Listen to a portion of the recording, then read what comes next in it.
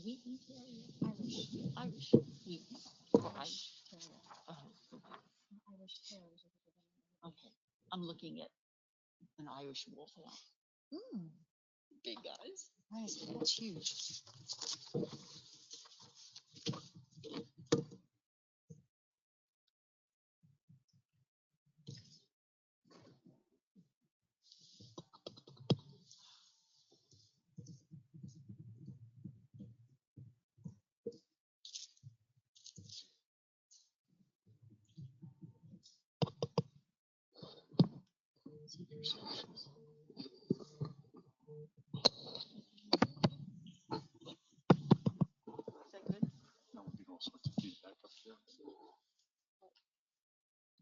Good. Just make sure it works. Let John. Yeah. You know, when this is over my mouth, I can't hear. Everybody ready? Yes, ma'am. Okay, I'd like to call the King George County School Board Special Meeting Work Session for December 7th, 2020 to order. Please stand for the Pledge of Allegiance and a moment of silence.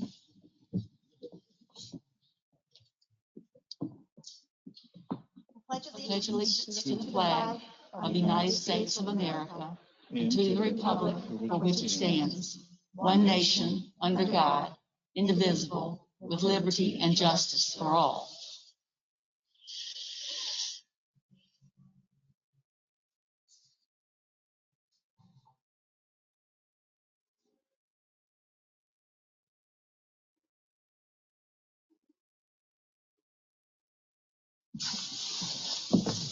May be seated. We have public comment.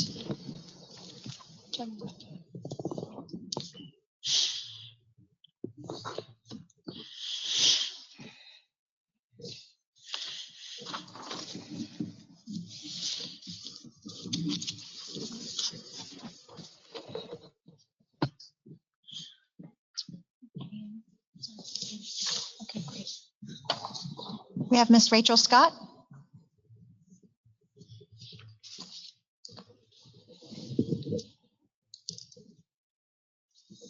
Hello, my name is Rachel Scott, and I have already. I'm sorry. In a previous board meeting, there was discussion about when parents enroll their children in King George County Schools, they should expect to receive King George County education. I can assure you that expectation is there, and I can also assure you that we are not receiving the King George County education we signed up for. The King George County education we signed up for is having our children in class face-to-face with their teachers. We are not getting the King George education we signed up for when we have to sit beside our children during the entire class and make sure they are understanding what is going on or what is said, because the teacher is just unable to look over their shoulder and see what work they are doing.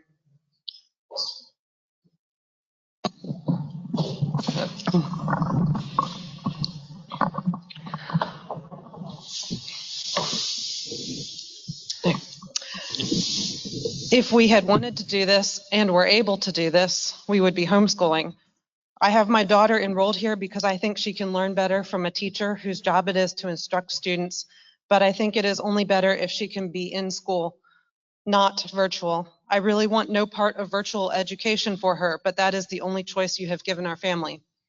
I have already filled out 2 surveys asking what sort of instruction we wanted for our daughter, and both times we requested the option that allowed in school. We did not make that decision thinking that by the time the students would start back in school, COVID cases would be going down or life would be back to normal. We did not make that decision due to a lack of information on the health of our county and surrounding counties. I actually expected that cases would increase as we have seen. We have been warned about a second wave since April. I expected that there might be some disruption once being in school due to having to handle illness as it comes up. But I also believed, and still do, that even with all that is going on, school is the safest and best place for my daughter to learn, and that it is equally safe for those teachers that are in school. This is backed up by the evidence of all the surrounding counties that have successfully returned and the CDC that says children should be in school. I had a chance to review the proposal for bringing back K through 6th grade, which was posted online for tonight's board meeting. It seemed very thorough, but by capping the class size at 15 students and then saying that we do not have enough staff to cover these classes, I expect that this will be used as another excuse to vote against it. The CDC does not cap class sizes, and the guidance for social distancing states where feasible. Masks and plastic desk shields mitigate the risk when social distancing is not feasible. So please don't let class size be the reason for not bringing students back. Please find a way to make the class sizes bigger or look into hiring the needed people. You didn't blink an eye at dropping $750,000 on an air quality system that is not necessarily crucial to returning. So please fight to make it possible for these students to return rather than grasp at excuses to deny returning to in-school. And I also ask that you work on bringing back the middle school and high school students who want to be in person. They are hurting too, and they need help. Thank you. Thank you.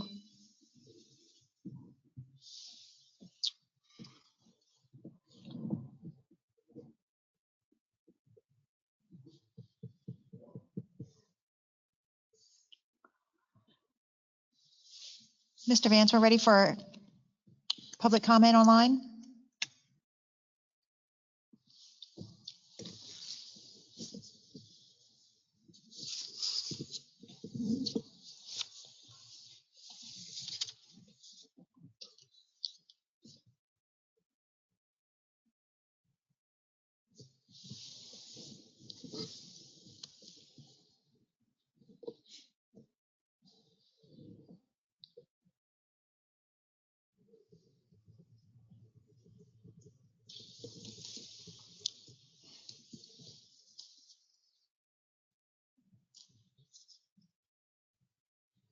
Hello?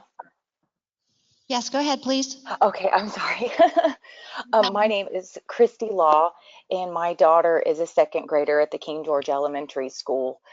She is actually one of the higher percent high-risk students. So her doctors put her into medical quarantine before you guys even started your quarantine. But why don't we talk more about sending the juniors and the seniors back before the younger children, the ones who are needing those credits to go to college? It would make it harder. The younger kids can make up, they can relearn, they can catch up. To me, I think that would be more beneficial than sending our younger ones, the ones that haven't been fully vaccinated, the ones that go to school sick with their snot and chewing on things. And as the cases keep getting higher, I think it's more beneficial for our children, just the younger ones especially, to stay virtual. Even though the parents don't like it, this education system is what you make it. My daughter is doing well. She's thriving. Our entire house works around her schedule. And to send them back and for her to have to switch teachers and switch her schedule, that'd be really hard on an entire family who works to make sure that she's understanding and we work together. What are you going to do when the parents refuse to test for COVID, to the parent that sends their kid to school knowing that they're sick and just juicing them up on Tylenol, or send masks, things of that nature? And I am personally extremely satisfied with the education that my daughter is getting. She's doing well. Our entire family works around it. And I think our children should stay virtual, especially the younger ones. I think the talk should be more sending the juniors and seniors back to school, the ones who want to go to college. That'll be way more difficult for them to catch up on their credits than the younger ones who can get caught up. I choose my daughter's health over an education. Education is important, but my daughter's health is more important. Thank you. Thank you.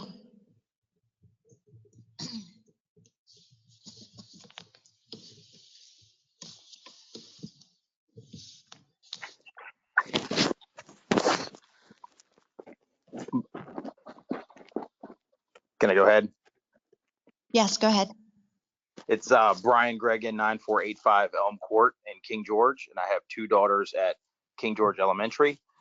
While I do appreciate the efforts and the presentation of a plan this evening, the one part I don't understand about the plan is why would a plan be presented that is not possible or has a staff shortage when the class sizes can be higher than 15? That is an arbitrary number, and the CDC and VDH say that that is acceptable with mitigations, with the masking and with the plexiglass. And I would also hope that you guys tonight strongly consider implementing an in-person option, as all of the students of King George need to have the best chance for an equitable education. I feel like we're leaving a lot of kids out and that don't deserve it. And all that parents are asking for is an option. Nobody's asking for virtual to be removed. They're just asking to have the opportunity to send their kids to school, to have an in-person education. And 48 Virginia counties with worse metrics than King George have some type of in-person option. And 60% of the United States has an in-person option. So I don't see why King George cannot add that as well. Thank you. Thank you.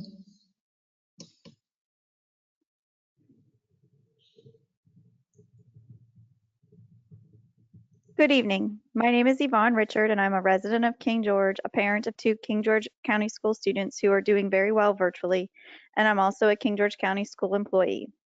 I am well aware of the strong desire for some board members and some of the community members to return all students to in-person instruction.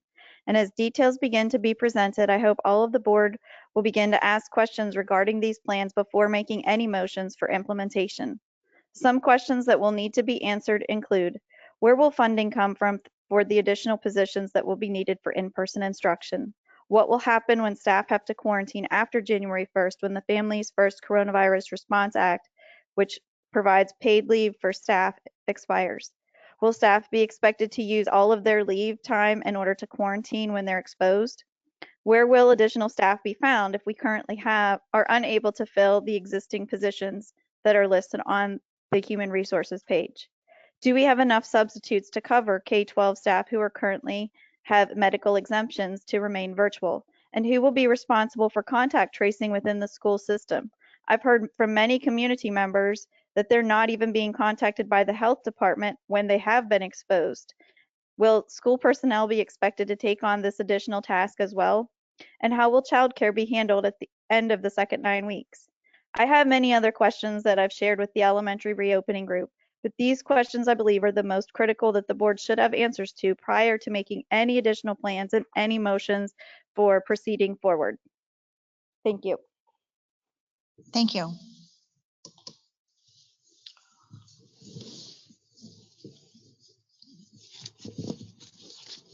Okay, Mr. Vance, just confirm that's it.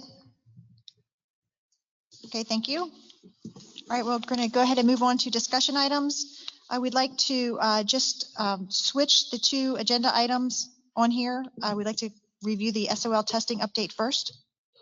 Thank you, Dr. Madam Chair. Benson?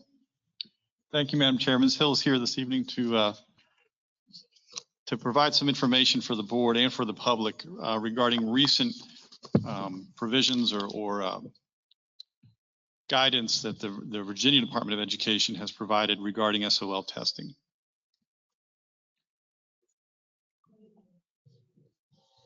Is this on? Yeah, Yeah. it is. There's also a presentation. Oh, there it is. Thank you. Good evening, Chairwoman Pansiera, school board members, Dr. Benson, Mrs. Rinko, and community members. I'll be presenting tonight with Miss Duff, who is a testing coordinator for the high school, and I'm standing in today for Miss Hildebrand, who is the testing coordinator for the school division.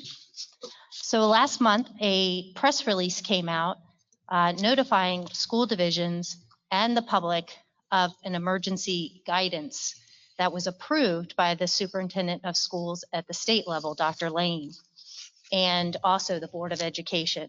So tonight's presentation will provide an overview of the flexibility that we have in King George County in regards to SOLs and assessment.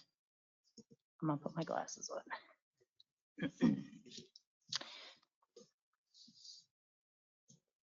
Is there a clicker? Who do I tell? Go ahead and put it, go ahead and move forward. Thank you. So it's unlikely that the Department of Education will waive all federal accountability rules at this point that require annual testing in reading and mathematics, and also science at the elementary and middle and high school level. But division accreditation has been waived. So for next year, the testing that is done this year will not count for accreditation. The requirements for standardized testing remain the same, which means that we do have to offer SOL tests and we do have to offer testing. Graduation and diploma requirements are also the same. So students that are graduating this year from the high school must still earn the credits that they need to graduate. So go ahead and advance, please. So these are the SOL requirements for grades 3 through 8. SOL start in 3rd grade, and this is not new information, but it's information that maybe people are not always aware of. So you can see that reading and math is required for grades 3 through 8, and then also Virginia Studies at 4th grade and science at 5th grade for elementary students. And then another social studies class, civics and economics for 7th graders, and then a world history class at the 8th grade level and a science class at the, or a science SOL at the 8th grade level. Go ahead, John. Thank you. So the SOL flexibility options for 2020-21 only are option 1, administer the SOL tests for our elementary and middle school students, or option 2, administer a local alternative assessment. So that would be one that is developed by the school division that must follow strict guidelines that the state has set forth. So the school division, after meeting, or Ms. Hildebrand, our testing director, after meeting with each individual school's testing director, they have decided that we would give the SOL tests. And there are a number of reasons for that. The SOL test is a common assessment that is equitable. It's the same assessment that all students would be getting. And the results are scored at the state level and are returned very quickly. And the students wouldn't take those tests, of course, until the spring. So we are hopeful that by the spring, we'd be in a situation where students could easily test. The flexibility is only given for this year. So this may not be something that would be provided for next year. And the same flexibility options are given at the high school with just social studies. So not for math, not for reading, not for science. Again, option 1 is administer the SOL test. Option 2 is to administer a locally alternative or a developed test here in King George. And so after talking with Ms. Duff and the administration, the SOL test will be given. So we have a testing session here in the fall and then a testing session in the spring at the high school level because of block scheduling. And Ms. Duff, will address some of those technicalities in just a minute of how we will proceed with that SOL testing. Go ahead, John, please. So SOL flexibility options for the high school in 2020-21 only. SOL tests can be moved to the spring, the fall administration of the SOL tests. However, we have decided to go ahead and go forth with our SOL testing for the fall because the information is still very fresh in the student's mind. And we also don't want to wait until the last minute for our graduating seniors because some of these tests are very important for their trajectory towards graduation because they need verified credits. So we're going to go ahead and test for this fall. And then another part of the flexibility is that we may offer an alternative test for writing. And that test that the county has chosen as one of the tests that are approved by the Department of Education is WorkKeys. And this is something that we've been offering before. We've had this opportunity for a substitute test in prior years. And so this is not a new thing, but it is another piece that is available to our students to help them towards graduation. So Ms. Duff is going to explain some other things that affect our graduating seniors.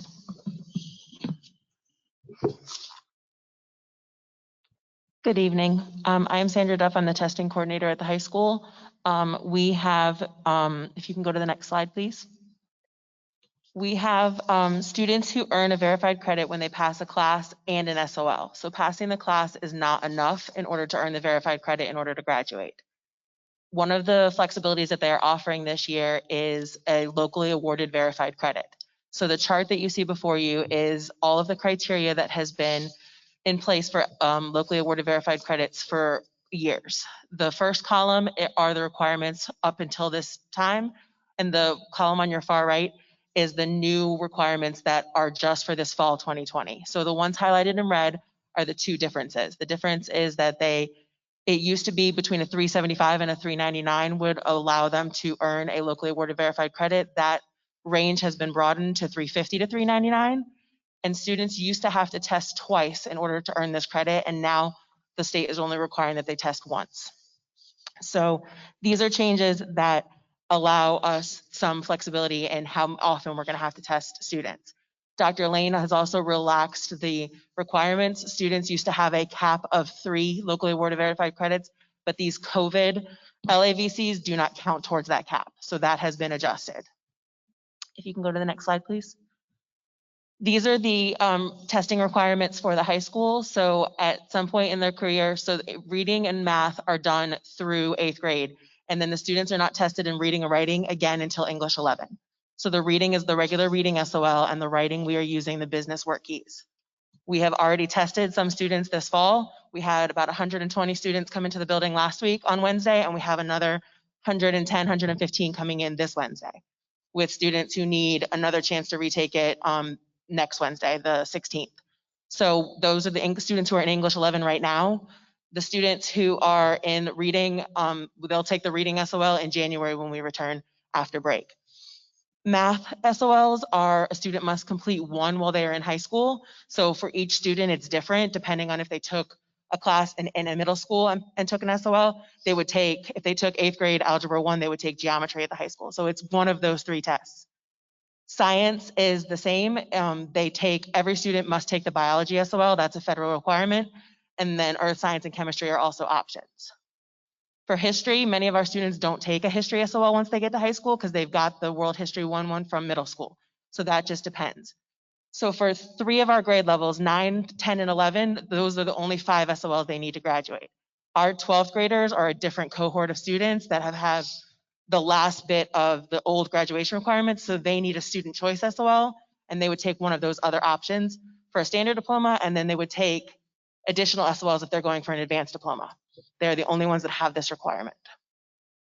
You can go to the last slide.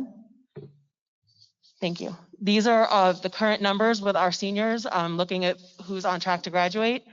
The numbers are very similar to the way they were last year. We have 333 seniors, 33 of which are junior grads. So they're attempting to graduate in 3 years instead of 4. 17 students are participating in Project Graduation, which is our remediation program, which means they passed the class that they needed last year, but did not pass the SOL. So they are working towards passing the SOL.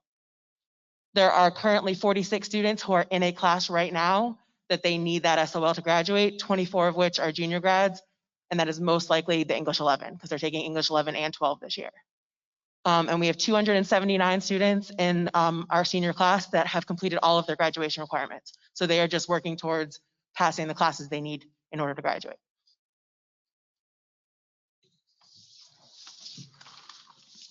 That is all we have. So if you have any questions for us, we'd be happy to answer them or at least get the answers for you.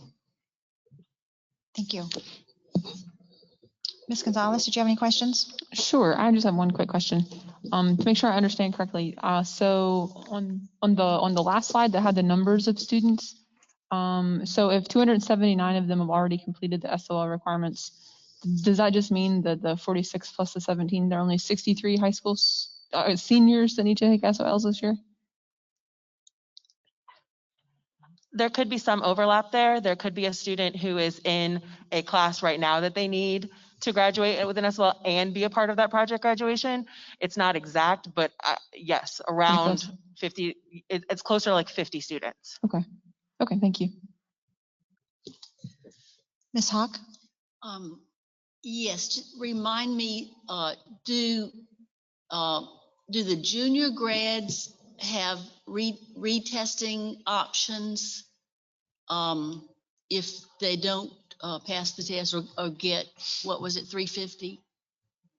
Yes, ma'am. Most of our junior grads are, the tests that they're looking to still complete are their reading and writing. So it's the English 11 class that they're in. With the work keys, we do not have a wait time. We are allowed to give them the test within about a week, which is why we have the 3 Wednesdays in December set up. For the reading SOL, they would be eligible for that 350, and they would not have to take it a second time in order to receive a locally awarded verified credit, as long as they meet the local requirements of mastery that we have established. Great, thank you. Mr. Collins? Thank you for coming. I have no questions. I have one question. Are there any students that are not in favor of coming in person to take those exams? We had any that are?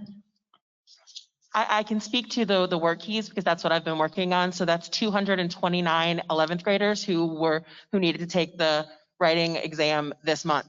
I have had, I'd say roughly 5 to 10 that I have tested one-on-one that I have accommodated because they didn't want to come in a large group, but I have met them one-on-one and tested them. And I have had 3 students who have opted to wait till the spring to see if their parents are more comfortable with them coming in the building. Great. Well, thank you very much. I just want to say thanks to Sandra, because she is all there is for testing at the high school. I mean, of course, the administrators are all part of the testing delivery, but she knows the numbers. She knows exactly every student's name that needs to take that SOL. So I just want to thank her. Thank you. Our kids are going to graduate under her watch. Great. We If echo it your has to do with thanks. SOL. Yeah. Again, we echo your thanks, Christine, because it is a huge job. Thank you, I appreciate it. Can we highlight one aspect? Because I've responded to a number of emails about this, the concern. I think the 2 major concessions that we want to make sure our public, our families understand is that, number one, the cut score for what has been traditionally observed as a local verified or eligible for a locally verified credit has been lowered to 350 rather than 375. And that's a major concession that will, we hope that it doesn't capture more students. But if they need that flexibility, then certainly that's going to help a good number of our students. And I know there are families concerned out there. The second is the cap. You know, it had been, and it will presumably revert back to a cap of 3 locally verified credits would be the maximum a student could use in order to satisfy graduation requirements. And for this year, then those credits that are locally verified, instead of verified through the passing score outright on the SOL, they will not count towards those 3, that limit of 3. That's right. And I think those are the 2 major points that I know I've spoken with many families about that were concerned about making it, so to speak. So we want to just highlight that for our families. And I appreciate you putting the presentation together. I know that I asked for it quickly and you delivered. Appreciate that. Thank you.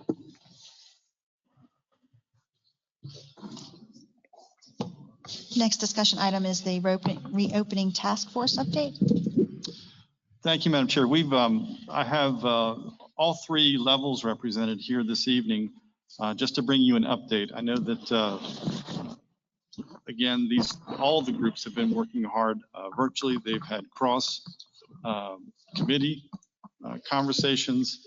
And so we're to the point now where you heard already from the middle and high school about what they initiated beginning today, as a matter of fact, as far as the extra help for some of our most struggling students in terms of in-person.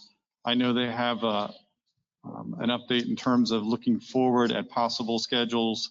Again, these are works in progress with their groups, but we thought it would be appropriate to then bring it out publicly to begin receiving feedback not just at the secondary level, but the elementary level as well. And here this evening again is Ms. Harris from Potomac Elementary School representing the Elementary Scheduling Committee. And she has a presentation to offer for your consideration and feedback. So, as well. are these two going to give update? Yeah, the elementary and high, is that what you have? Uh-huh. Yes, Why don't we do those before we get into the big one? that's up to the board. Can I we would do agree that? with that. See the high school and the middle school first. Sorry, Ms. Sorry, Ms. Harris. Harris. Don't leave, Ms. Anderson. Sorry. That was a bulk. That's all. Okay, so Mr. Boyd, do you want to go ahead and do your presentation? have Ms. Collins and Dr. Boyd. Ms. Collins and I will present together.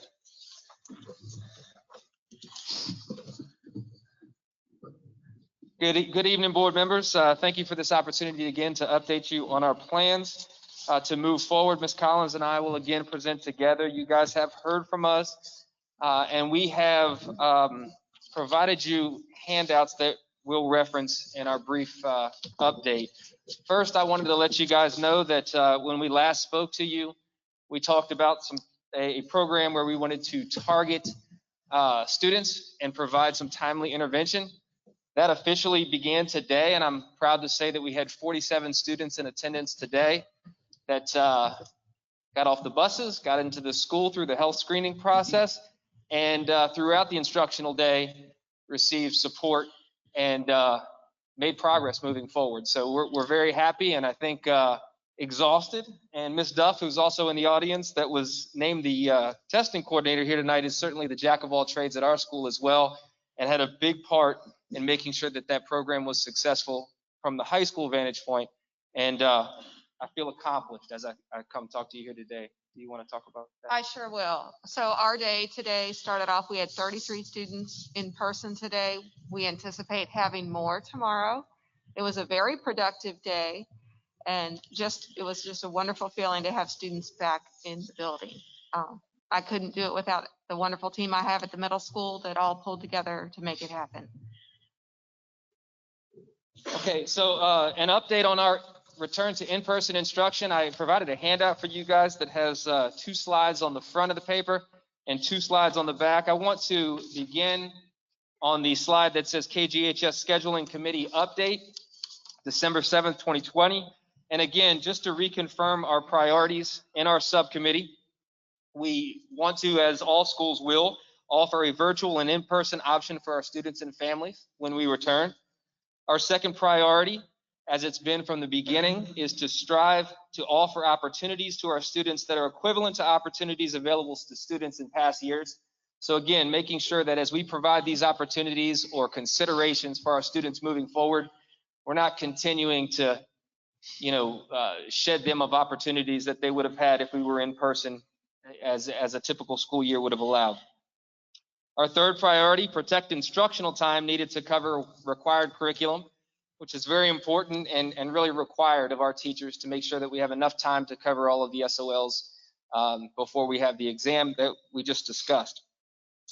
Fourth, appreciate the added demands that we have placed on our instructional staff. Make sure that as we continue to push forward, we're not pushing forward blindly without the consideration of the people that are going to make it work, the people that are where the rubber meets the road. We need to make sure that we take a good look at the added demands our teachers currently have on them and the ones that they'll continue to have as we move forward. The next priority is acknowledge our health mitigation responsibilities when developing a reopening plan, which Ms. Fisher has covered extensively, and we're certainly aware of at this point. And then ultimately, I put in all caps is once we do come up with that plan, make sure that the grass is greener on the other side of the fence. I think we're pushing forward very hard, and we are all very motivated to make sure that we get students back in the building. And sometimes this is done with our heads down and in 100 miles an hour in one direction. And we want students back in the building, but we do have to take a step back and make sure that what we do come up with as far as the plan is concerned is one that's going to provide a quality education for our students, one that considers the demands we're placing on our instructional staff, and one that ultimately is as good or better than what we're currently offering virtually. Okay. As we make our way down to the next slide, I want you guys to know that we've updated our KGHS room capacities, which is an important metric in figuring out how many students we can accommodate in the building. Our room capacities are based on a 3-foot social distancing expectation with the requiring of wearing a mask. Working down that equation, our most recent survey results suggest 60% of our students would return to in-person instruction and 40% would remain online. Those are the numbers we're currently working with. And obviously, as we get closer to that consideration of having students return, then we would hope to pull that data again. Given these numbers, KGHS could offer 4 days of in-person, or excuse me, 4 half-days of in-person instruction and 4 half-days of virtual instruction. And I'll show you that schedule on the next slide. And then these estimates are strictly based on our room capacities under COVID restrictions and the assumption that 60% of our students would return in person.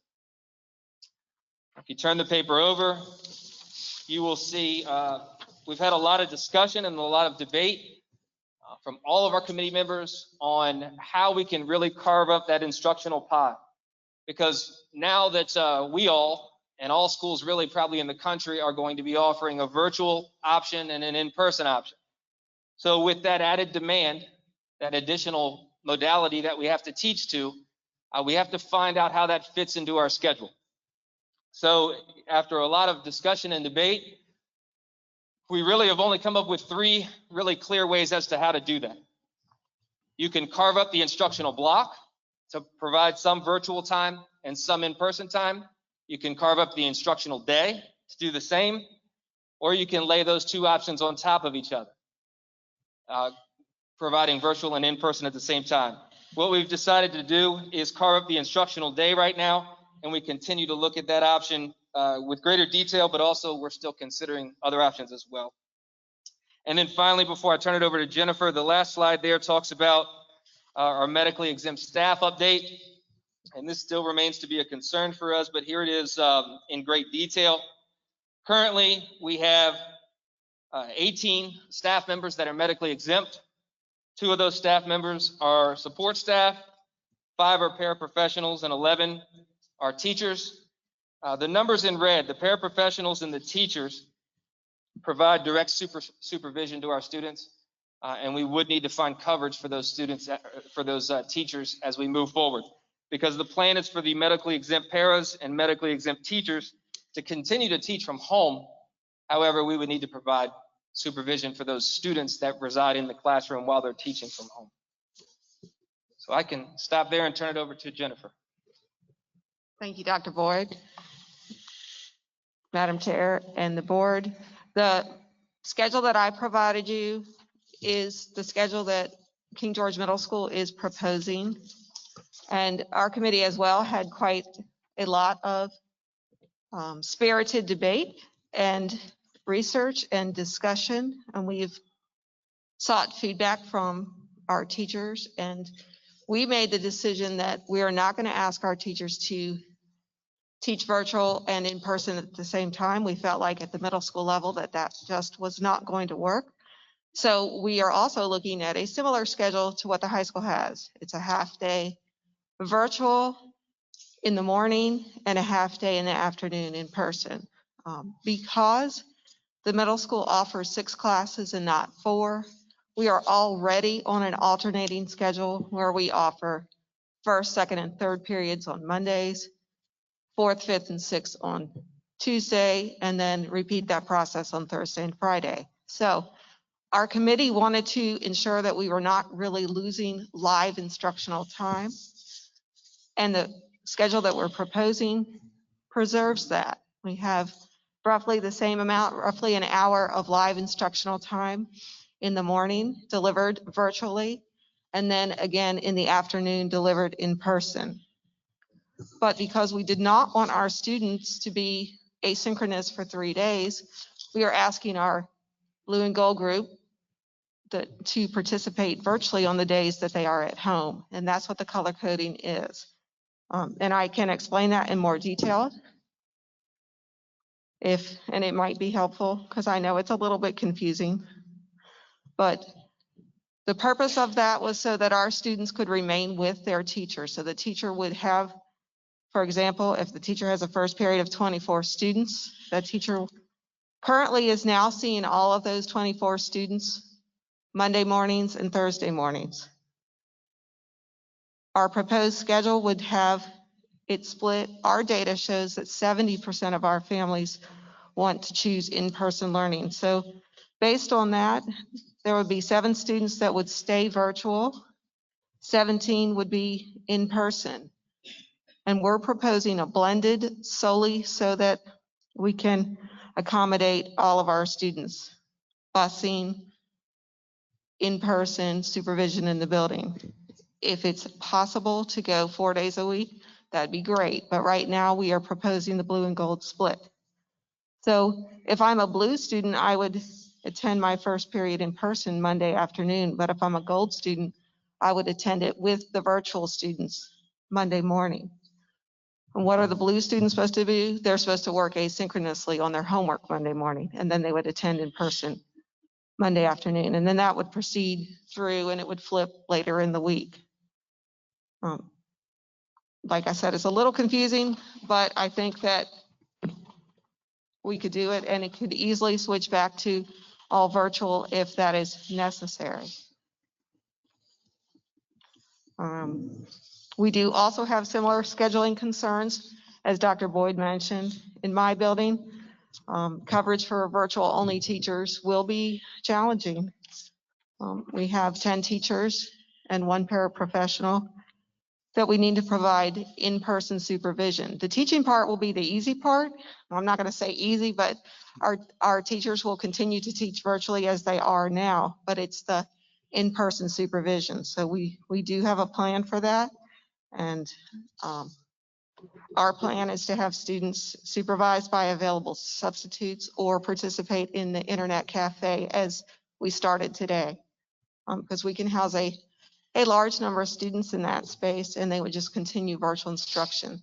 So that does require a charged Chromebook and headphones daily, but I think we can also provide this. So I think we'll be good on that.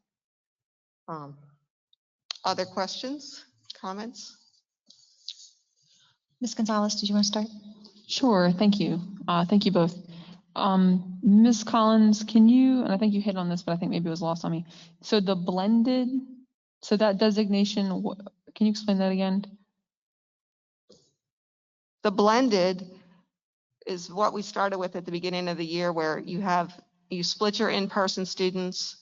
Half would come on Mondays and Tuesdays and the other half would come on Thursdays and Fridays. But we're trying to eliminate the 3 days of asynchronous learning.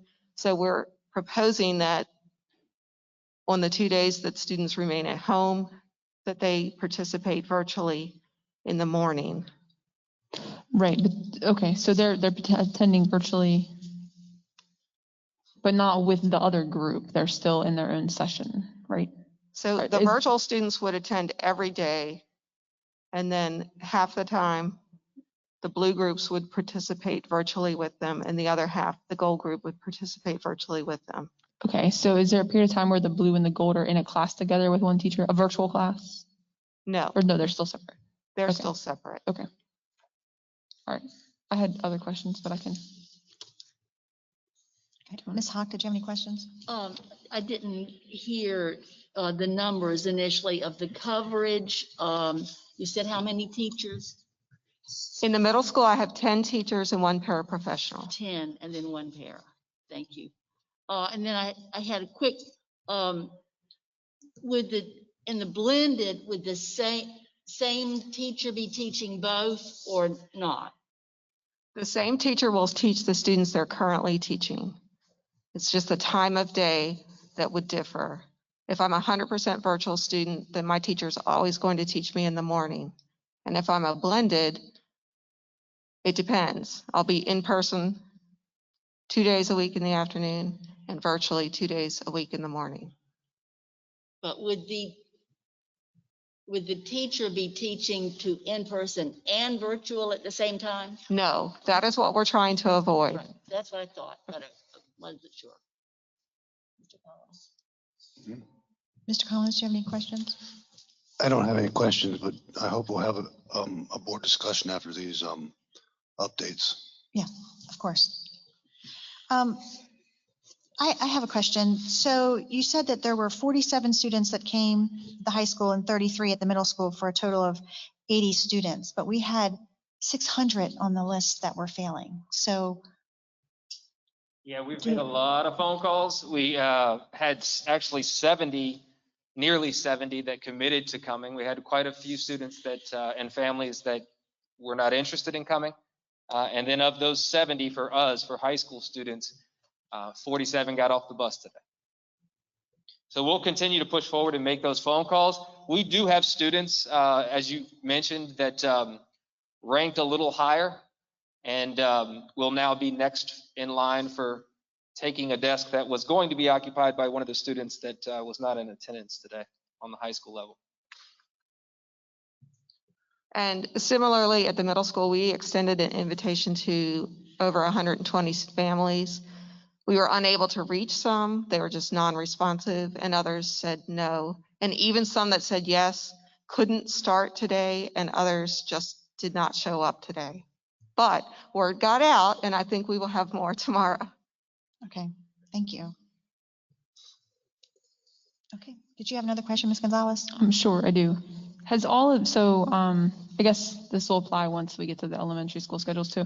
But so has all of this been mapped out? And this is really, I guess, more question for Dr. Benson, but has the transportation for all of these options been mapped out? It's like 4 different schedules across all of the schools? Not completely, no. In fact, last week we had our pool together and we discussed no matter the plan or no matter the movement forward, we are going to need to appeal to families that if they can transport, we're certainly going to need help in that respect. I don't know how to formally map that out as far as who would be able to transport their students to school, but undoubtedly we'll need to have feedback again from families to plan some of these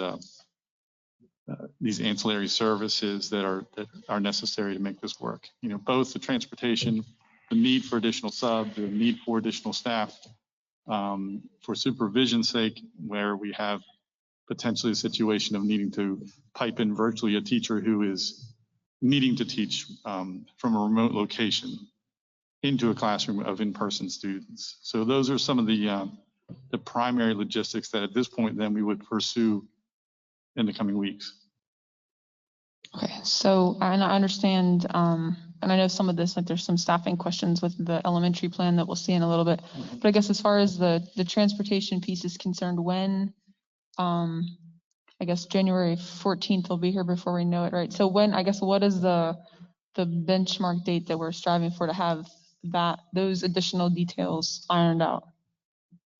It would be shortly after we receive, confirmation or feedback back from families. And I certainly recognize that we've surveyed multiple times, but we'll need to put out a public information request saying that we need families' help. That's the bottom line. There's just no other way. We have only so many seats on a bus, so something has to give. Either we transport fewer students and we rely on private transportation for more students, or we look at options that would allow more students on the bus than one per seat. I think the former is probably preferable, obviously, and then it won't be perfect. Those first couple of days, we're going to have to, like we do every school year, we'll establish routes, we'll establish pickups, and then we'll adjust accordingly in the subsequent days. Mm-hmm. Okay. And then I guess lastly, so again, I guess back to the date, is there a date by which you all at the high school and middle school need to know, because I know it was called out in the elementary school plan, a minimum period of time before the first date on, say, the 14th, that you need to have all of that put together so as to be able to implement the plan appropriately? Yeah, I don't mean to speak for them, but I think we would need, it would be best if we had 2 weeks. And I think that you'll see in the elementary presentation an answer, at least from the elementary group's perspective, on that very question. Right. So I guess I was wondering what that means with the holidays. So like the elementary school plan, I know says 3 weeks, 2 weeks, 3 weeks. I mean, that's right at the Well, we could certainly put the holidays. request out for confirmation from families before we break for the holidays. that's not impossible to think that we could do that. Okay. Thank you. Thanks, guys. Appreciate it. Did you have one more question? I'm sorry, Ms. Hawk has one more question. I always have one more question. Are the internet cafes, where are the internet cafes set up? Sure. Mine is in the new cafeteria at the middle school. And it's a large space, and our students did a really great job today. You ought to stop by and see it. We had 23 students today in our library, and quite a few staff members provided support, and quite a few teachers stopped by to also help out those students. And then we had, I guess that would be another 24, maybe, I think my math is right, on our main hallway upstairs, spread out pretty wide all the way up and down that hallway, and just as much support there as well. Great. Fantastic. What are the time frames? I can't remember. 7:30 to 2:35 for the high school, and nearly similar for the middle. Right. Middle school is 7:25 to 2:25. Okay. Thank you, guys. Thank you. Thank you. These are great efforts, guys. This is fabulous. Okay, next, representing the elementary scheduling committee, Principal Harris from Potomac Elementary School. Thank her for her leadership, in particular with this group. Hers is certainly challenging because she's bringing together 3 different facilities. So I appreciate her work with that group. Good evening. Thank you for the opportunity to present tonight. First of all, I really want to thank all the members of my subcommittee. My team is amazing. Right off the beginning of our process of this, we kind of put the emotional piece aside because I think the emotions driving a plan has kind of derailed us at times. So it was really nice to get everyone on board and just really focus on data, what we could do moving forward, and just really figuring in a collaborative effort how we can combine 3 elementary schools and meet the needs of our community. It's definitely a dire need for in-person instruction. So again, I want to thank the members of my committee for being able to analyze data, address all types of ideas. We got creative. We spent many hours creating this plan.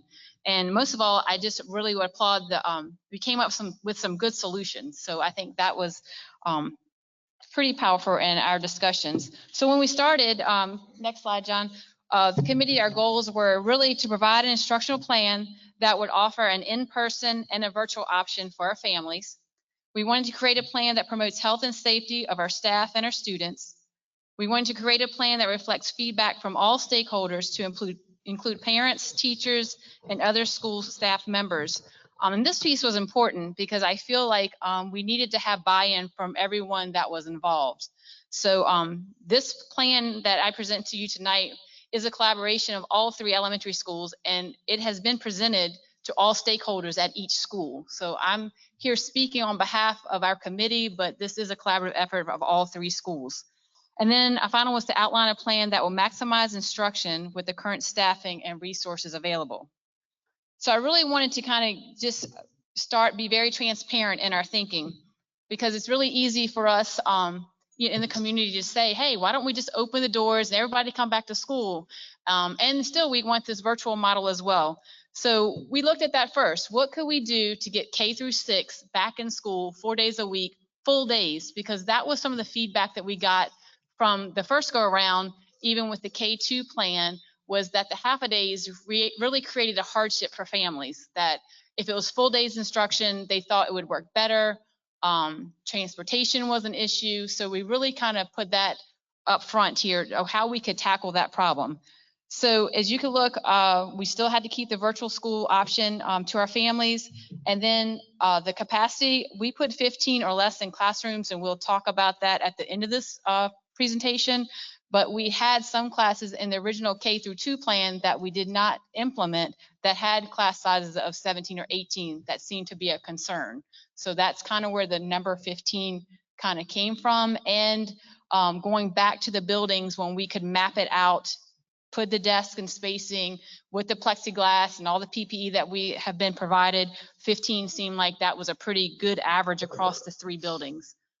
Even at Potomac, most of you have toured Potomac, classrooms down there are a little smaller, but even in this plan, it does accommodate for the classrooms that need to be less than 15. So I feel good about that because that was a challenge on our end at Potomac specifically. And we were looking at trying to keep around the average of between 25 and 28 kids in a virtual class because that was a concern. Some of the teachers that need to teach virtually, they didn't want those really, really large class sizes. We can completely understand that as well. So when we looked at all our resources just by site, next slide, John. Oh, that's one. Yes. When we looked at it site by site, we realized very quickly that to bring K through 6 to come 4 days a week, full day instruction, it was going to be a big challenge. So in our committee, we really did take time to disaggregate the data, and we broke it into 50% of kids returning, 60 and 70, because we put a lot of effort in the plan. So I didn't want to start with something we couldn't sustain. So I want to be transparent and let you know, when we did the K through 2 plan, it was about 50% of feedback that we had gotten. There was about 50% of kids that were going to come back to the in-person learning, and 50% were going to stay virtual. But I do feel like when we extend this, if we implement a plan that has full days instruction, I think hopefully you will have an increase in the number of kids that want to actually come to the building. So that's why our committee really worked hard to get the 60 and 70%. So we won't get blindsided down the road. So pretty much it's transparent, it's all here for you. But as you can see, if we went site by site at each school at 70% capacity, we would need a total of 33 extra teachers or bodies in the building, if you will, of personnel that could help with supervision. And we know that's just not feasible at this time. That's a lot. That's just looking at elementary alone and not even factoring in the secondary, which we've already heard tonight. They're going to be struggling with some supervision as well. Next slide, John. So it didn't take us long to figure out that staffing for 4 days of in-person instruction and virtual instruction for all K through 6 was not possible at this time. It was beyond our capability. So we kept working, trudging along. So then we came up with some more goals. Next slide. So we wanted to combine the resources at the 3 elementary schools to create a virtual school for students in grades K through 6. Most of the staff would include teachers with medical exemptions. We wanted to create a model that allows full day instruction for students who attend in person and maximum number of days per week that we can sustain with our staffing. We wanted to seek help from parents to offset the limited capacity of transportation. In a lot of our surveys, many parents opted to help us with that. They really were going to transport their kids. And a lot of the feedback that we received was if it was a full day, that would even work better for us as families. And we wanted to communicate the implementation of our current division health plans, such as mask wearing and other PPE that will be used, the directional floor signs, and the daily health screening. I definitely want to communicate tonight that the buildings are staffed with everything we need as far as PPE. I know that has been a discussion in the past, but I do feel like our health mitigation plan is in place. It's been implemented. All the staff has been trained on it, and we have the supplies that we need moving forward. So that's not even in question anymore. So I want to relieve any questions you had with that. So pretty much what it would look like in a snapshot, what we come up with was a K through 2 in person.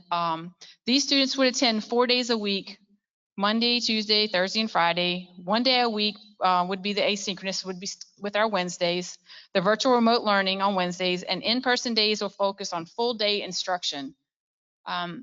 It's a dire need to bring our younger kids back. I know it's some people think it's not very safe, but based on our data we have and the feedback I'm getting from most of the community, our K through 2 kids are struggling the most with the virtual model. So that was kind of why we put the emphasis on K through 2.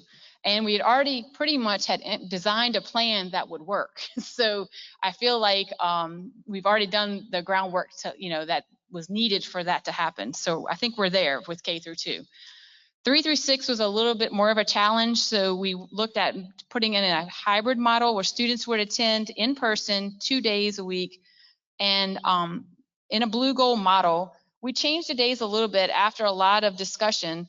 The blue group would come Monday and Thursday, and the gold group would Tuesday and Friday. And they would still have the 3 days a week of asynchronous learning, which I know has been a challenge for many families.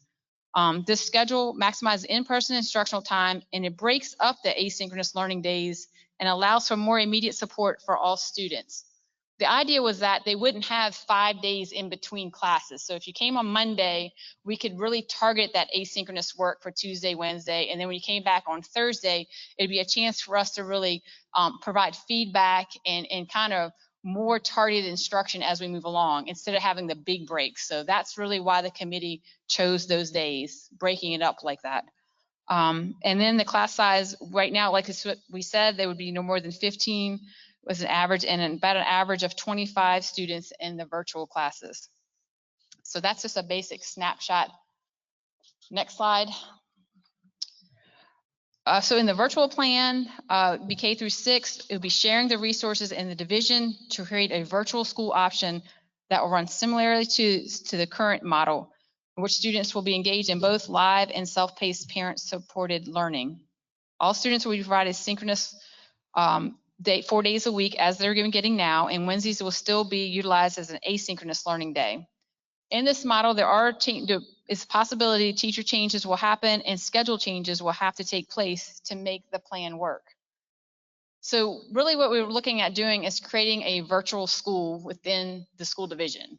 And next slide, we kind of proposed this because when we look at the staffing at the 3 elementary schools, there are 23 medical exempt employees across these 3 schools, and 17 are content and special area teachers, and 6 are paraprofessionals. We would use those employees first to kind of staff the virtual school. With a capacity of 15 students per in-person class and a ratio of 1 to 25 in the virtual classes, we must combine the resources amongst the 3 schools to make it all happen. All classroom spaces are needed for the in-person instruction to accommodate the capacity requirement. So what that means is if I have a teacher we need real estate, that's what I call it in the committee. We need the classroom space. So if we have to have a virtual teacher, some are going to opt to work on site and some are going to be working from home. But either way, we need all the classroom spaces we can get to accommodate the capacity of 15 students. Next slide. Okay. So this is a snapshot of just sharing the resources. As I said, it's been a challenge. The medically exempted staff would have a priority for the virtual school. So really with this mixed plan of having K through 2 attend 4 days a week in person and 3 through 6 attend a hybrid model, that at 70% capacity, which that's pretty high capacity rate, I believe, we would need 11 employees or additional help. And that's really the maximum that we would need. So we do have some resources within our buildings, but I didn't want to put that on here, such as we have reading specialists, math specialists. We still are kind of iron out what the specialist teachers would be, actually what a day would look like. All these things will factor in the supervision part of it. But at the worst case scenario, we know at 70% capacity, we would need 11 additional staff members. Next slide. So this is kind of where we're at in our committee right now. We really need some direction from you guys. We have set the class size capacity to 15. If this is not workable, we would need to amend this now to finalize a plan. We feel that this is a good number, we can handle it, but if it's not the discretion of the board or the community, then we really need to know that now so we can look at the numbers again and look at the spaces that we have available. And we need approval to share the staffing resources across the 3 schools to create the virtual school and provide maximum instructional opportunities for in-person learning. And we really would like to have at least, we put 3 weeks, 2 to 3 weeks, please, prior to the student's return to accomplish the following. We have surveyed our elementary parents a lot. So the next survey that we send out would really be nice. If you notice, I didn't really put dates on the plan right now. I feel like when we survey the parents, we need to have a date that's going to start. Because I feel like we've already done that to parents. We have put a date out there, this is gonna happen, and then, we've kind of not followed through or implemented it. So I think it's really important moving forward. We spend a lot of hours and time talking with parents, telling them about the program. So when we kind of confirm when we're gonna start, that's when we would like to start that process of really communicating and reaching out to the parents. So we're not setting them up to make plans and then we don't follow through. So that's important to us. The staffing, the class size modifications, there will be changes we'll have to make. Some kids might be switching from one modality to another modality. So we really need to have time to get that in place. And then we need to just have time for transportation to create the routes, and we can also look at just getting all the organization that we would need at the school as far as daily pickups and things like that. So we just need a little time. Once we get the green light to go, we just need time to really organize it and just the operational part of it so we can put it into place. That's pretty much it for tonight. Do you guys have any questions?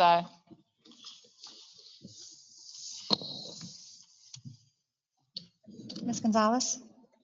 Hi, yes, thank you, Ms. Harris. Appreciate the update. I know you've done this once before, so hopefully this one looks great. I agree that if another survey goes out, it was a note I had that it needs to be the last one. So I'm 100% with you. So I just have a couple questions. One, so how will instruction, and this really applies across, I think, all the schools, how will instruction continue if a teacher is quarantining at home for in-person students? Well, we talked about that. So it really kind of depends. Right now, I'm trying to think my words how I want to put it. So we want to set this program up so if a class has to quarantine, then if the teacher is well enough to teach, then they could kind of pick up from home and it go right back to virtual for that class once the class is established. That's what we're working on right now. And I think that's we can do that. We have several staff right now teaching from home.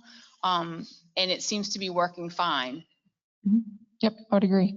And then I guess along those lines, I know we had talked about this previously a month or so ago. I guess the question about if a student is home from an in-person session, would they be, I think the last time the discussion was if they're home and the rest of the class is not, that they would receive like a take-home packet or something of that nature. Has that been revisited? Is that still the plan, or would there be any option for a virtual I don't know, instruction method if a student was home for 2 weeks, but their class was not? I think we would the best course of action would be take it case by case. We certainly could do the packets, but I do want to communicate. It's going to be really difficult to go back and forth. So we really need to, that's why I really want a thorough plan that's very transparent. So when families make a choice, you have to kind of stick with your choice. We won't really have the flexibility of going back and forth with the different, we can't go virtual 2 weeks and no, I'm going to come in person 2 weeks, going back and forth like that. So, yeah, I really think we could handle that case by case. It depends on if a student's only going to miss a day or two, just like a normal school day, then we certainly can catch them up with packets. But if we have an unfortunate situation that someone's going to be out for an extended amount of time, we would have to make accommodations as we do anyway. Makes sense. Yeah. Thank you. And I guess just the biggest question to me that's kind of the elephant in the room is the staffing. So the staffing shortfalls, I mean, and I understand that you did that with the class capacity in mind, and I certainly appreciate that. But I mean, obviously that's on its face isn't workable. So what are our options to get to this, to fill the staffing requirement at the worst case for the 70%, or at least I assume there's been thought given to that. What are our options to make it work? Yeah, and I don't think 70% would be the worst case scenario necessarily, but we've talked about the sub pool that we have. We feel actually for the type of year that we have, we feel fairly good that we have the number of subs available that we do. We have more in the pipeline that did come to training last week, I believe, that we'll add to that. As Ms. Harris referred, we do have other employees that we could look. I'm not saying we would, but we could look in terms of a short-term repurpose or redefinition of their responsibility sets to help out in this respect. And Ms. Harris and I talked this morning about their committee has done some great work in trying to address and add value to what was the plan to begin with. So augmenting to 4 days a week, that's great. That adds value, that targets that youngest population, which research tells us, and then VDOE tells us we really need to look at. Should we simply run out of resources, or it's just not feasible to make happen? Then I think what could be worst case scenario is we might pull back to something more similar to 3-6 in the K2, but we'd hope that wouldn't be the case.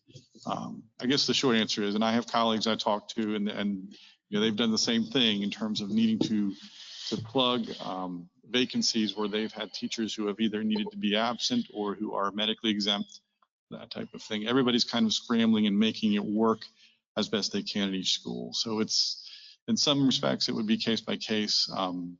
To a large extent, I would hope we could fill it, fairly permanently with long-term subs and those types of things.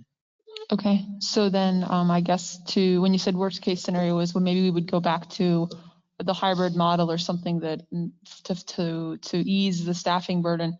I guess when would that determination need to be made? Again, these next 2 weeks before we go out on break, because I think there'd be limited time, presuming we were able to meet the January 14th timeframe. So the next 2 weeks after we receive your feedback tonight, we'll get to work with some of those logistical aspects. A lot of those logistical aspects, though, again, we're in this kind of catch-22. We need feedback from our families. So if we seek feedback from our families in the form of another survey, it's with the hope that the environment or our health environment is such that we don't have too long of a delay before we would enact or operationalize the plan, so that we don't go another several weeks and then have to again resurvey to confirm choices, that type of thing. Right, I agree. I think we should have one final survey, and that should be it. Right. That should be it. Okay, thank you. Ms. Hawk, did you have some questions? Yes, and this maybe just for Dr. Benson. I know our. Excuse me, Ms. Hawk, could you get a little closer to, I can hardly hear you, so I don't I'm think. sorry. Thank you. Yeah, look, in terms of the contracts issued to staff, I believe they state that the staff is to be employed at such and such a school. Do we need to do something, or can we add an addition to that contract or whatever needed to be to have that staff member operational at another school? No, I think by policy, I think we currently have flexibility for that. Okay, that was as a temporary, either reassignment or we have that latitude. Okay, good. Mr. Collins? So my comment is that you all put together a great plan on the K2. You put a great plan together here. You state that the whole committee, that's 3 principals and all the other, how many on this committee? There's about 13. We have it's the admin at the 3 schools. We have parents, we have teachers, I have a social worker. It's a very smart group of people, and I'm so proud of the work that they've done. That's our subcommittee. My subcommittee, As a yes. whole, it's a 57-member committee. Okay, so you state that the elementary are in dire need to get back in person. Ms. Hawk, you said it was a great plan. Ms. Gonzalez, you said you're 100% in. Dr. Benson agrees that we should do it. The middle school and the high school have presented. It's time to, I submit to this board, it's time to execute. That's my comment. It's not a question to you, but they're asking for execution, and I think that we need to execute. I do know You don't have to comment back to me. Okay, well, I was going to say, as far as transportation goes, I think our full day of instruction is going to help with the transportation with the middle school, high school plan that was presented tonight, if they go half a day. So my biggest comment is I know a couple families that have large number of children, and we have 4 different plans, 4 different schedules. And if I have 4 kids or 3 kids, and 3 of those, that's going to be very difficult as a parent to try to keep up with knowing what day what kid is going to school and who's going to get on the bus and when they're coming home and, who's going to be online. I mean, I'm sorry, but that's a nightmare to Well, me. from the beginning, we did commit to keeping siblings together, keeping, when we had the blue gold designation, it was geographic, and so that we would have everybody in that household on the same day, so to speak. But if you have a 3rd to 5th grader and a K to 2, you've got one going every day, and then you have one going 2 days. And then if you throw in a middle schooler there, I'm not sure when he would be going or she would be going. So, I mean, that's relatively difficult. I know, Westmoreland has one plan for K through 12, and Spotsy and Stafford, they have one plan through K through 5, and, they're working on other plans. So I'm just a little, confused as to why we have so many plans. I mean, they all sound fine. And not only that, but, we had a plan in August, and that plan was a blended, the blue gold. And it wasn't, after we looked at it, we decided that's really not a really good plan. So let's come up with this other plan that we had in November. And then, that was supposed to be a better plan. And then that was in August. And now we're back to that plan. That really wasn't a good plan, but now we're back to it. So, I mean, I'm all for getting kids back into school. I think we should have done it in August, but I'm just a little concerned that we're going to have more frustration with the parents and trying to present, 4 different kinds of plans. That's just my comment. I mean, I'm all for getting it back. And if this is what we have to go on and this is what we have to execute come January, then, I think we need to work out the buses. And, Dr. Benson, I had sent you some information on some type of air filtration for the buses, because that seems to be our biggest bottleneck right now. Prince George County is very similar in size to us. They spent $60,000 to put an infiltration system into their bus system, and it circulates the air every 3 minutes. So we just did this ionization, which is a risk mitigation. I think that we can get our class sizes higher. I've talked to some of the other jurisdictions. They're not hiring 30, 40, 50 extra staff members to cover the plans that they have. So I don't understand why we need 33 additional plan or staff members to execute a plan. I don't understand it. Well, the elementary, they're talking about combining the staffing of the 3 elementaries and using the available resources, which will minimize any substitutes. If you want to say there's 3 plans, it's actually one plan for in-person and one plan for virtual amongst 5 schools. In executing it in a different way, you might find that in the execution, you might find that you'll have to make some changes. And these people, I'm sure they're tired. I mean, look at them. I know they've worked hard. I know. And I don't mean that like that. That's my point. I mean, sorry, the plan keeps, I know. And I don't mean to sound that, like you guys have wasted your time or anything. I know you worked hard, but it's like, we've worked at it and we've worked at it and we've worked at it. So let's get to a point where we actually execute something. And like I said, if it's 4 different plans and, it gets our kids back into school, then I guess that's what it is. But well, I guess I don't view it as 4 different plans. And I know we're not looking to hire 33. Just correct me if I'm wrong. I think that was that was if we didn't do anything in terms of utilizing internal resources or pooling, then we would be looking at that number of employees. But I think what Ms. Harris is saying is that that number is significantly cut because their group has devised a way to pool resources and lower that number. There's still extra resources that we'd like to utilize only to add value and to move from a 2-day-a-week, which some of the school divisions you mentioned are only offering 2 days a week at all grade levels, to a 4-day-a-week option for our youngest learners. So I think there's some key differences in the comparison. This is a value added plus kind of framework.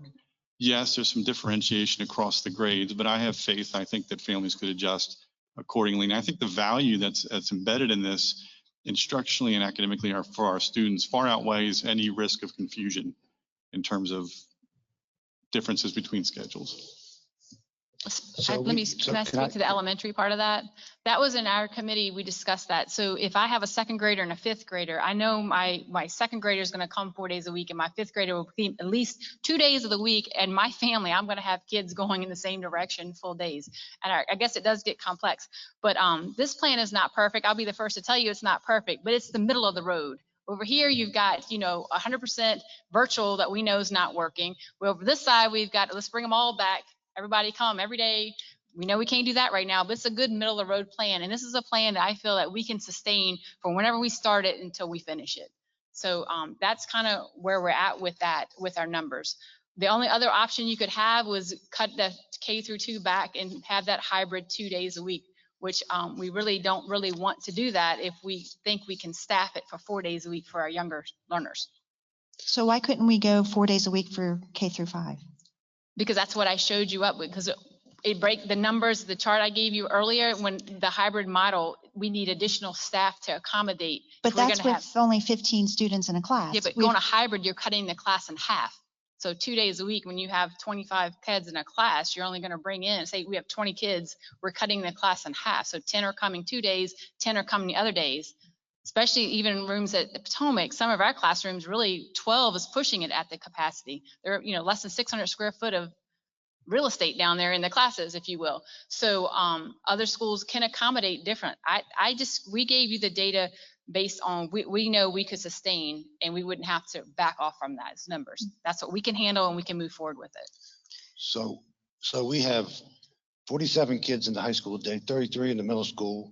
We had 120 SOL come in the high school last week. We had 116 come in tomorrow. I might got those backwards. We have basketball going on in the gym. Got football going on out there. We got the Parks and Rec that are coming. Probably they started their registration, a couple hundred kids. So they're all King George kids. And so our board that's here, minus Ms. Pincera, that said this will work. Let's execute. I didn't One say it team, wouldn't one work. fight. I didn't say it wouldn't work. I just wanted to see. She's expressing her Yeah. concern. I just would like to see more work, I think is what it is. Well, you're going to work them to death. No, They have worked and worked it's and not, worked. I and don't want to worked. see them work more. I want to see more kids in school. I don't like that we're limiting it to 15 students. We have the ionization, that's risk mitigation. What I agree with you that there might be opportunities to increase those numbers, Yes. but under this plan, that's what they have worked out. And if that could be increased as they go, I'm sure that will help with their staffing and so forth. So I understand what you're saying, but I think that they have presented things that will work, and it can get better, Let's do it. Well, I agree with that, but Well, let's do our discussion first. I think that's what we're doing. We're discussing it. Yes, we are. And I guess we should point out the minor point that this is a work session as opposed to a regular session. So we've made motions after motions in work sessions, so I don't We think can't there's make a any. motion in a work session. Does We've anybody done it wanna- before. we've done it before. Yeah. So I've done it before. right. So I what just what pointed is that out, so board members? What is the date?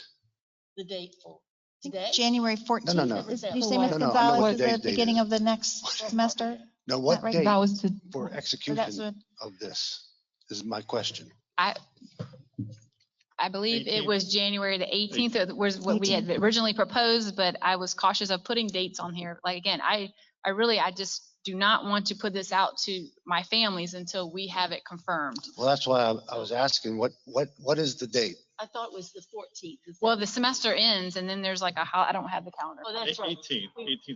Yeah. 18th would be the first that's a Monday. day of Although is it, student attending. Yes. I believe the 15th, that Friday is our teacher work day. Then we have a holiday that Monday, so it'd be that Tuesday. 19th? Monday's the holiday, so 19th. 19th.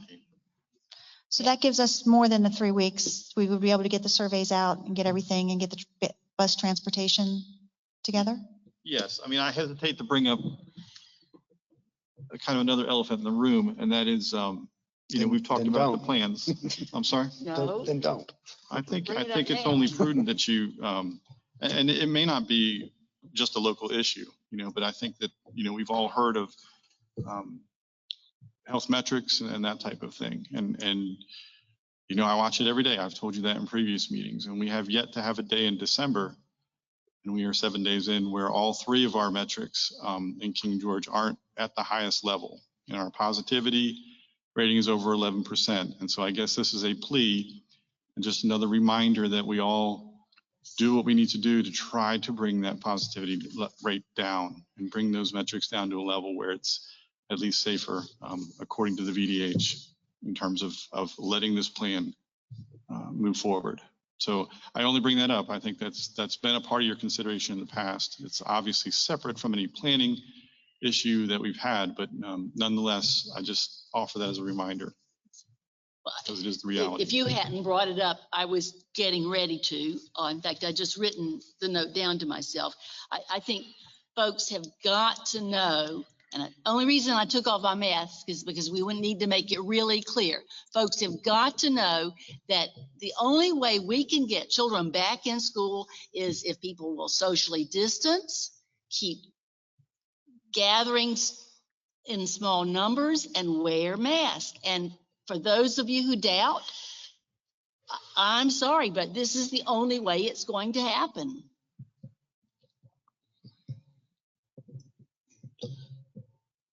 So what I would ask, so I know, I agree, and we can talk about that, but unless we have some sort of criteria established that we're going to use to make decisions, the conversation doesn't really get us too far, because we're just going to, right? So I know in the last meeting, we had the discussion with the information from the VDH. I guess, Dr. Benson, has there been more thought given to using core indicators or any sort of metrics to enable not necessarily an action, but a decision point?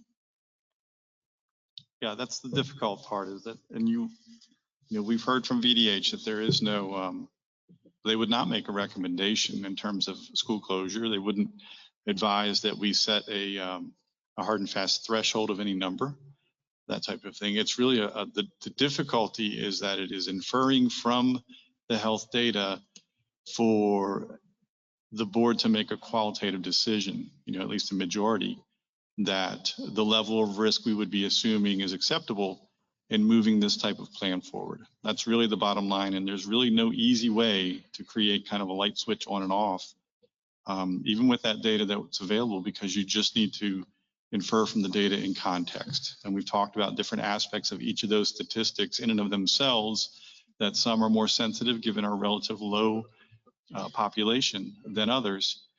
So I don't have an easy answer to that. And I don't think there is a way to devise a hard and fast, here's the threshold for this and here's the threshold for that. Yes, you're right. I follow the metrics too. And we've been around and around on this, and parents are the ones making the decision whether the children go back to school, in school, or they stay virtual. That's not really a decision for us to make. That's for the parents to make. And we need to allow them to make that decision. So everyone in America is keenly aware of the health data. It's on every nightly news. It's on every newspaper.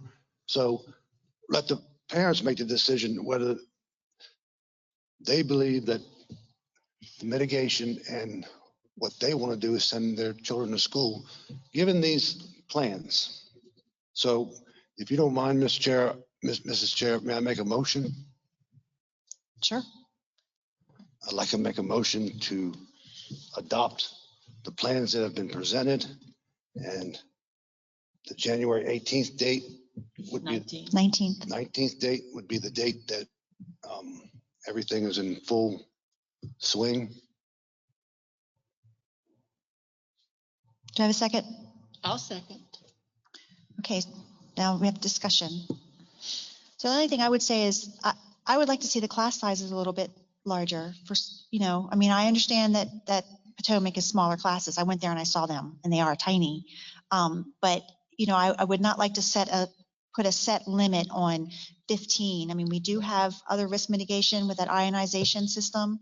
If there's something that, some of the classes where we could get a little larger classes, and, looking back at where we were back in November when we were going to execute that plan, there was a little bit more wiggle room. I don't know if that's something that. Well, could you agree? And also, I to just would. Start with 15, Yes. and then if things got progressed where there was opportunity, Dr. Benson could bring forward to, change it to the. May I say something? I think 15 is a good starting point because we also have to factor in, staff, how they feel comfortable. It's not just about just the class size in general. I think that's good. We can move around, but I thought that's a good average that could keep everyone. Parents, when you get up to high 15, more than 15, parents were uneasy, staff was uneasy. It's a good starting point. That's kind of where the number originates. That's what I was speaking of, but we have a motion, now we're in discussion. Right. So, would you agree to 15, Miss Yeah, Gonzalez? I think Would you agree to that 15 number to start. as it progresses? I mean, if a classroom can hold 16, we're not going to shut, it's not like the end all be all number, but it just needs to be an average. It's just, we just spent $724,000 on ionization, and that's a risk mitigation. And, it would really be senseless and a waste of money if we're going to sit here and say we would have 15 children in the class, which I think some of them were 17, one or two were 18. And now we're going to go back and limit that to what we had agreed to before. And we've already spent the $724,000 for risk mitigation and not utilize that risk mitigation. Well, you'll I understand. Utilizing that. Ms. Harrison told me we're in discussion. I'm Okay, sorry. I mean to be rude. But I understand your points on that, and it is a mitigation for whether you have one student in the class or more. So I don't think we need to go down that rabbit hole right now. Okay, I agree with that. Let's see where the numbers hold us, and if we have some that want to be over the 15, then we can look at that a little closer, if that occurs. This is a motion and a second. So can I offer comment? Discussion. Go ahead, Ms. Gonzalez. So I was going to just echo Ms. Harris's comment, but she got there. So was to respond to the comment about the parents making the choice about their children. I mean, certainly, that parents get to make that choice about the safety of their student and choose to put them on the bus or bring them to school that day. And it is our responsibility to honor that, but it's also our responsibility as the board to respect the wishes, the needs ultimately of our educators and staff, which was Ms. Harris's point about the comfort levels of that. So while I know I have been a big proponent for having a plan the whole time, I agree with Ms. Panseria about, it looks like we've got 4 different plans here. And I was going to ask, and then I wasn't going to continue to ask a gazillion questions about the little, our gold and blue schedules don't necessarily align anymore, especially with the one that's like Monday, Thursday, Tuesday, Friday. But we've asked for a plan, and that is what you've all put together. And I trust that is what makes sense. And if that's what makes sense, then I'm all for it. And I think that the number 15, and that sounds like that is what you all put together, which is what we asked for, the recommendation. So if that's the number we start with, then I think that makes sense. As far as the ionization system goes, I echo Mr. Collins' sentiment. We're not using it. It will be in the building. We'll be using it till it stops working. I mean, we're not just because we've got one student or 15 or 20. It doesn't mean we're not utilizing the mitigation strategy. So as far as actual voting on it this evening, I would be in favor of waiting until next week, which would be our last meeting before the holidays. That's still about a month out for making a decision to planning. It would foster the board environment of not making decisions and voting the instant we are presented with information. It would allow some additional time for some of the details to be worked out, some of the staffing. I'd be interested in seeing how some of the staffing options, what those look like. But I mean, I'm not in favor of it. I think it would be responsible to say, hey, this is great work. Let's see where it is next week and make a commitment to vote on it next week to begin on the 19th. Think so.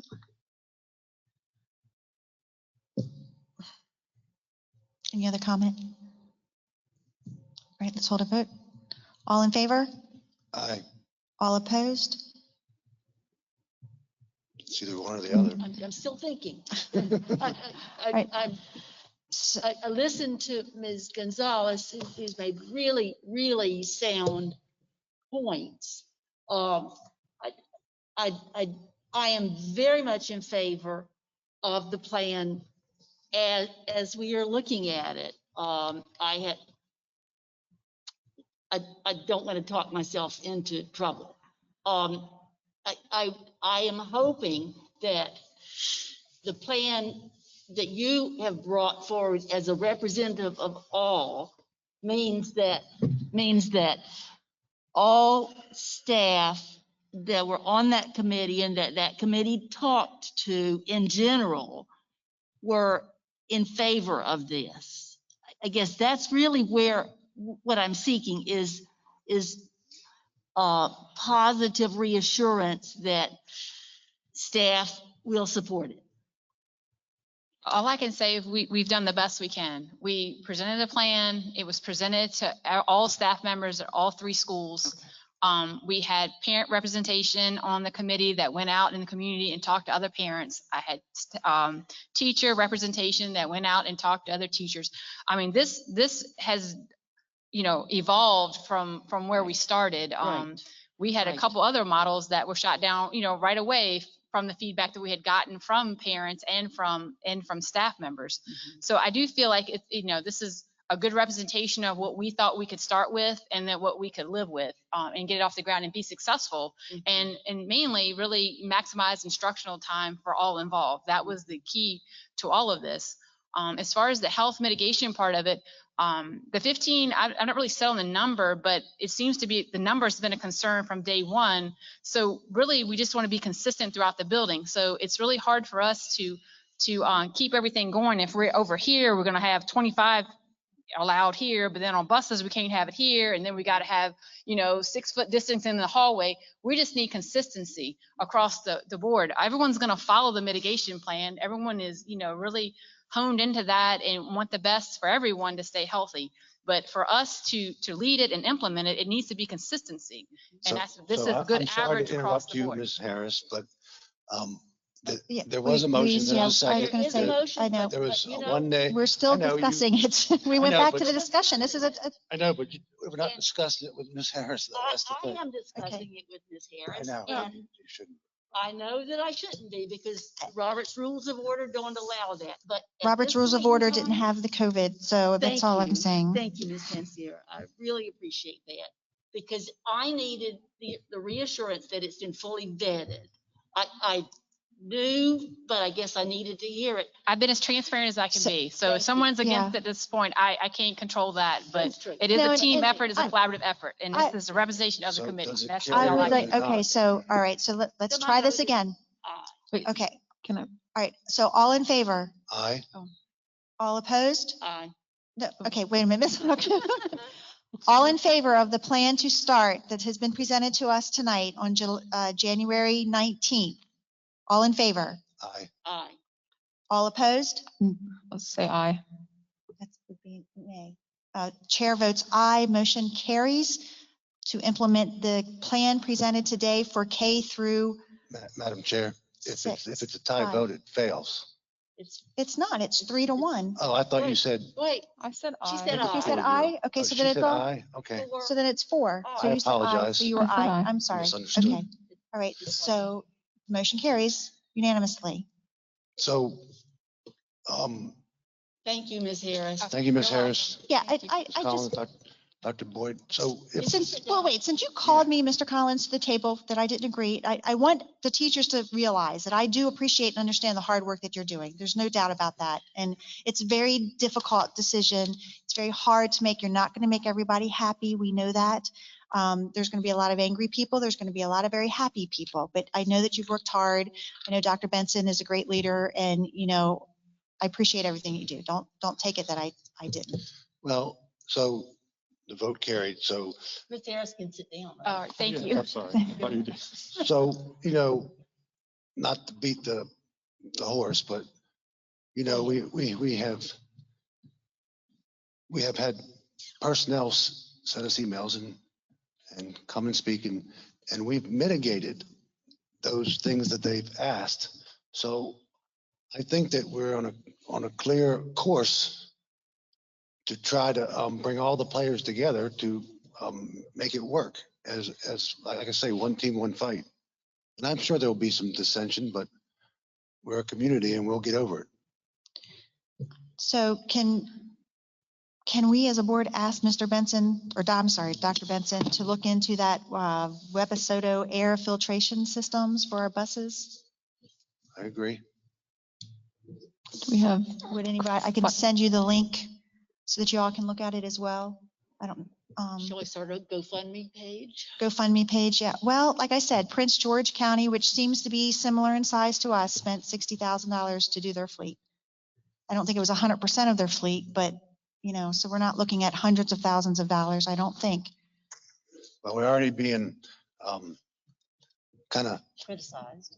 that's a good word, from a different body on money. So I would be very cautious of, not that it's a good idea. I've seen this stuff and I hope we can do it, but we have to be careful.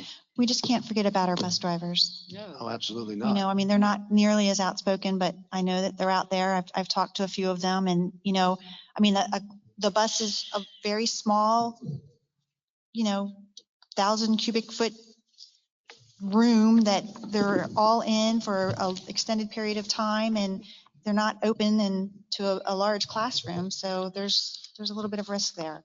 Do you have any business interest in any of these? No, I don't. I have Okay. none. so may I make one comment before we Sure, go ahead, Ms. add to the Gonzalez. conversation? Just as you know, I've voted in support of this. I think in the future, I know that as a board, we've voted on these things the night that they're presented. I think in the future, I personally would like to see us have these plans presented to us and then have us process them. And it doesn't, just because we don't vote on them the night they're presented doesn't mean we don't support them, but it shows to the community and to our educators and our administrators that we respect what they're doing and understand that it's often still a work in progress. And just by not voting on it this evening wouldn't mean we couldn't vote on it next week. And I just think it would have, I think we could, I know there's been a lot of opinions out there about our execution of some of these things as the board. And I think practicing some of that going forward would be in our best interest. So leave it at that. Perhaps we could all agree to go by Robert's rules starting January 1st. Well, we have to adopt Robert's rules first. I think that'd be a good idea to adopt Well, them in our January will organizational meeting. be an opportunity for the organizational meeting to probably, Present some bylaws. well, or whatever. So, I don't know. or yes, I think we need a little bit of organization Okay. guidelines at our organizational meeting. Can I make a motion to go to closed meeting? Yes, please. Second. Make a motion to go to closed meeting pursuant to State Code Section 2.2-3711.A.1 for the purpose of discussion, consideration of prospective candidates for employment, assignment, stipends, retirement, and resignation of employees of the school board. Second. Any discussion? All in favor? Aye. Aye. Chair votes aye. We are now into closed meeting.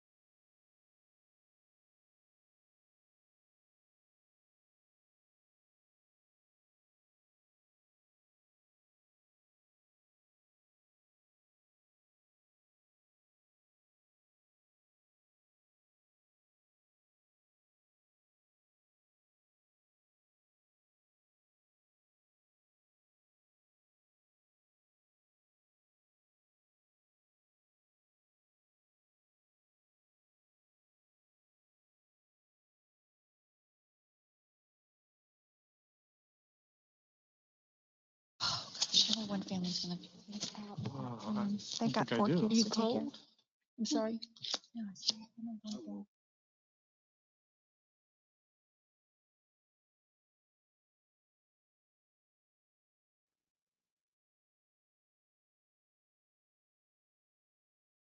It's what we got. It's better than. Do we-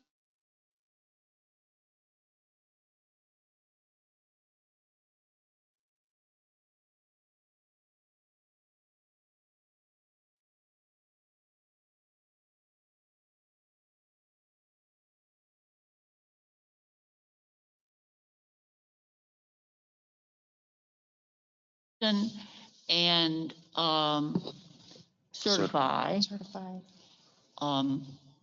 And I approve, I move that we approve the personnel as presented. Second. Certified. Certified. Certified, sorry. I certify that Alright. we only discuss those matters in closed session that were on the closed session. Okay, certify. And then I vote to approve, as you just stated, too. 2 and 1. Second. Third. All in favor? Aye. Aye. Motion to adjourn? So moved. Second. All in favor? Aye. Aye. Aye. We are now adjourned.